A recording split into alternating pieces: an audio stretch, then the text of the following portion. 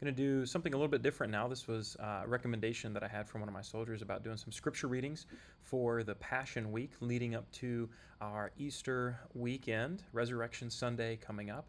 And so I wanted to share a follow-up from a book that I mentioned in our Palm Sunday service, and that's A Simplified Harmony of the Gospels. And in this book, the author, George Knight, has spliced together all four gospel accounts into one running narrative. And now, admittedly, there are a few short verses here and there that get left out. And so it's not 100% the full text of the Bible, but it's pretty close. Those passages that do get left out, it's simply to make a smoother reading. And so what I've decided to do is, the Lord willing, the goal is to read, starting, as you can see on the screen here, the trial and crucifixion accounts of Jesus leading up through our Resurrection Sunday. And as you can see here on the screen, it's broken up into chapters, not chapters of the Bible, but chapters of this book that I'm going to be reading from. And if I do about 5 chapters a day, that will get us through the end of all four Gospels with the trial, the crucifixion, and the resurrection of Jesus. And so, kind of with that intro out of the way, I just want to read through the text, and you can see on the screen here the texts that have been spliced together from the Gospel accounts to make one running narrative. And that's it. I'm not going to provide really any commentary to this. I just challenge you guys to be doing your own scripture readings at the same time. But wanted to be able to share with you the way that all four gospel accounts can be taken together in a seamless, harmonized way to give us a full picture of everything that Jesus went through during this time. So that being said, let's dive into the text, and you can see on the screen the direct passages that are being read from, but the readings are coming, again, once integrated all together in one seamless way. So we'll get started. Jesus betrayed and arrested. After Jesus had said these things, he went out with his disciples across the Kidron ravine, where there was a garden into which he and his disciples entered. And Judas, who betrayed him, also knew the place, because Jesus often met there with his disciples. While he was still speaking, Judas, one of the 12, suddenly arrived, and with him a large mob with swords and clubs, who were sent by the chief priests and elders of the people. And his betrayer had given them a sign: "The one I kiss, he's the one.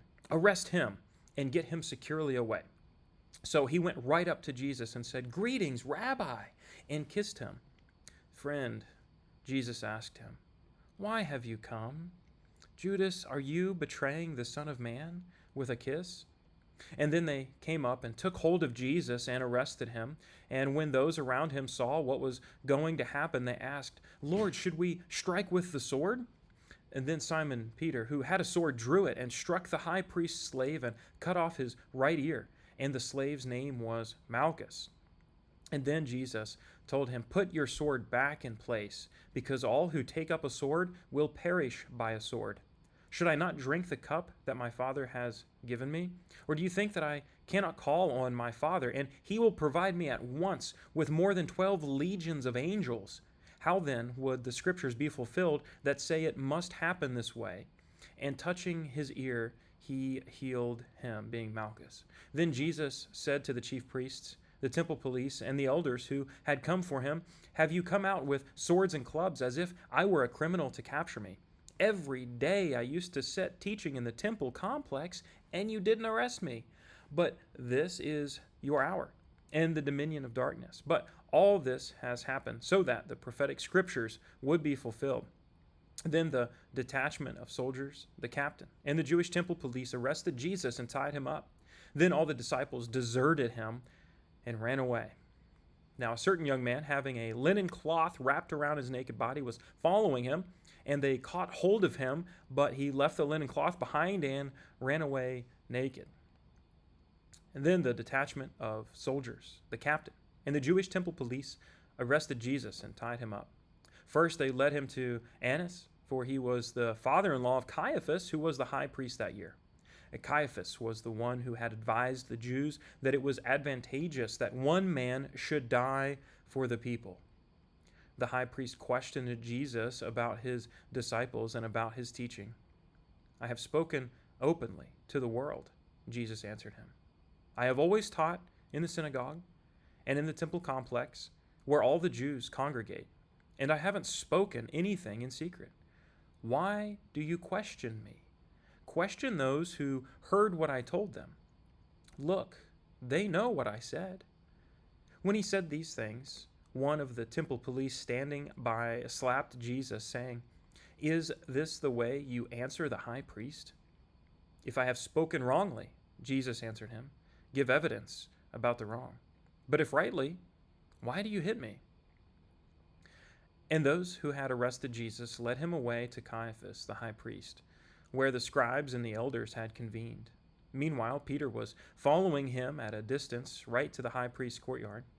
He went in and was sitting with the temple police to see the outcome, warming himself by the fire. The chief priests and the whole Sanhedrin were looking for false testimony against Jesus so they could put him to death, but they could not find any, even though many false witnesses came forward. Finally, two who came forward stated, "We heard him say, 'I will demolish this sanctuary made by hands, and in 3 days I will build another not made by hands.' But not even on this did their testimony agree." And the high priest then stood up and said to him, "Don't you have an answer to what these men are testifying against you?" But Jesus kept silent. And then the high priest said to him, "By the living God, I place you under oath. Tell us if you are the Messiah, the Son of God." "You have said it yourself. I am," Jesus told him. "But I tell you, in the future you will see the Son of Man seated at the right hand of the power, and coming on the clouds of heaven." And then the high priest tore his robes and said, "He has blasphemed. Why do we still need witnesses? Look, now you've heard the blasphemy. What is your decision?" And they answered, "He deserves death." Then some began to spit on him, to blindfold him, and to beat him, saying, "Prophesy." Even the temple police took him and slapped him, and they were saying many other blasphemous things against him. Meanwhile, Simon Peter was following Jesus, as was another disciple. That disciple was an acquaintance of the high priest, so he went with Jesus into the high priest's courtyard. But Peter remained standing outside by the door. So the other disciple, the one known to the high priest, went out and spoke to the girl who kept the door and brought Peter in. And then the slave girl who kept the door said to Peter, "You aren't one of this man's disciples too, are you?" But he denied it in front of everyone. "I don't know what you're talking about." Now the slaves and the temple police had made a charcoal fire because it was cold. Now Simon Peter was standing and warming himself, and they said to him, "You aren't one of his disciples too, are you?" One of the high priest's servants said to him, "You also were with that Nazarene Jesus." And he denied it and said, "I was not." After a little while, those standing there said to Peter again, "You certainly are one of them, since you're a Galilean also." And one of the high priest's slaves, a relative of the man whose ear Peter had cut off, said, "Didn't I see you with him in the garden?" When he had gone out to the gateway, another woman saw him and told those who were there, "This man was with Jesus the Nazarene." And then Peter, started to curse and to swear with an oath, "I don't know this man you're talking about." And immediately, while he was still speaking, a rooster crowed. And then the Lord turned and looked at Peter. So Peter remembered the word of the Lord and how he had said to him, "Before the rooster crows today, you will deny me 3 times." And he went outside and wept bitterly. When daylight came, the elders of the people, both the chief priests and the scribes, convened and brought him before their Sanhedrin. And they said, "If you are the Messiah, tell us."